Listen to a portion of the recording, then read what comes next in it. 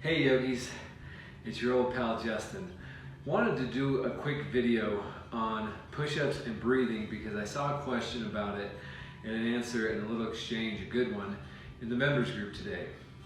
The question was, when I'm doing push-ups, should I be inhaling on the way down and exhaling up, or exhaling down and inhaling up?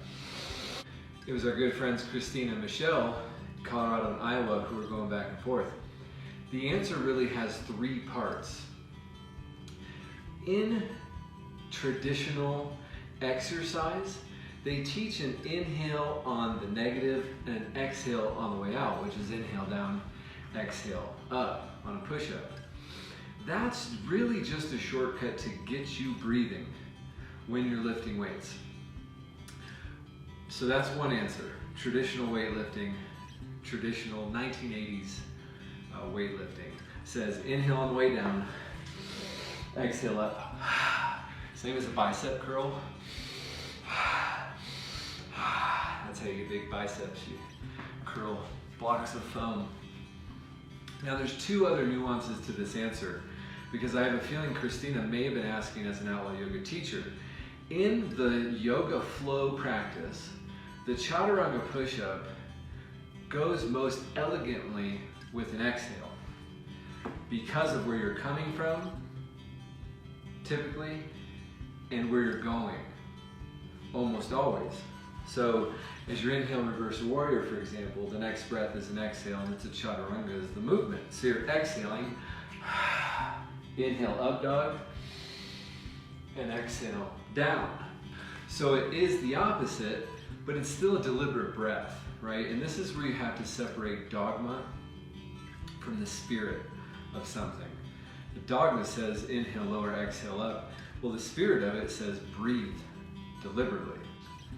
You go with the spirit of it, yogis. Go with what serves you. Now, I'm going to give a third nuance to this answer even. And that's the Wim Hof pranayama that I really like to practice and have been really deeply immersed in for the last handful of years. That principle says just get the oxygen flowing steady. And I've tried this in the weight room. I've passed it along to some of my more meathead buddies.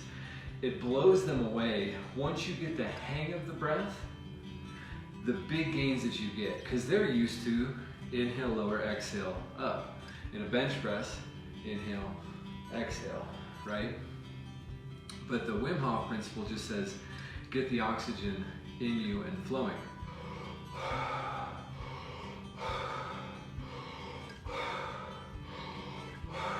That's the breath we do there.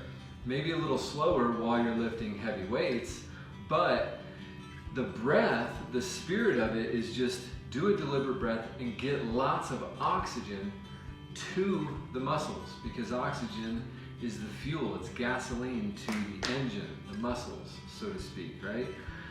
So once you get the hang of this breath, this one will give you the best performance. And this is where you have to separate dogma too. When we teach vinyasa, one breath, one movement, the flow practice, it's to get people breathing. But who's been in a class where your breath doesn't link up with the teacher? Of course you have. So in that sense, you're just meant to be breathing deliberately. It doesn't matter if as you get bigger you inhale, as you close off you exhale, which is kind of true in a lot of flow yoga. But the Wim Hof breath is what I practice, a steady, slower form.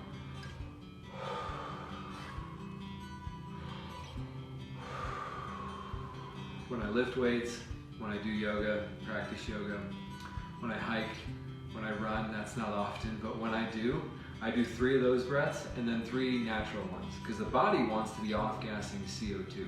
So that's why the breath quickens. It's to get the CO2 out. That shortens the duration of the inhale, limiting the amount of oxygen you can take in to be efficient with your movements. When you can catch yourself in intense activity, you take 3 deliberate breaths. You're running, but you're breathing like you're not. You're lifting weights or doing push-ups but you're breathing like you're not. So this is how I breathe when I practice.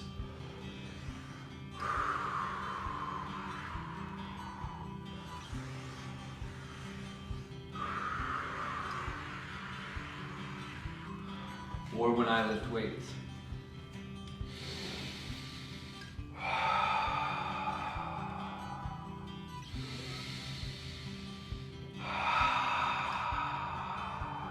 And you see, for me, one movement is not necessarily linked to one breath, but I've also been using that breath technique for a long, long time.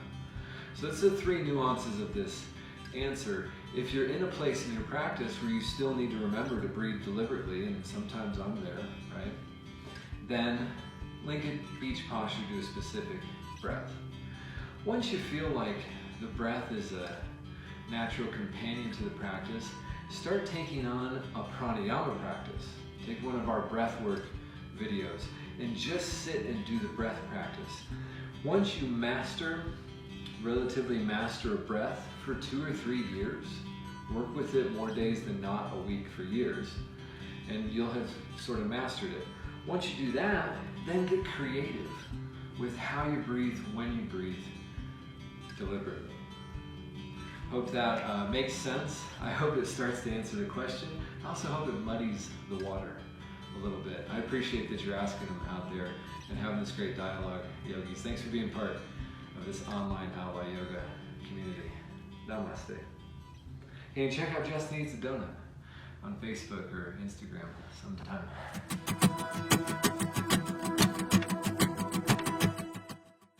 Hey Outlaws, thank you so much for practicing with us today. If you enjoyed class, please drop down, give us a thumbs up and a subscribe, and consider sharing this video with someone who needs it. When you're ready for more, grab a 7-day free trial to outlawyogaclub.com, our entire online encyclopedia of classes, meditations, and more. We'll see you soon. Namaste.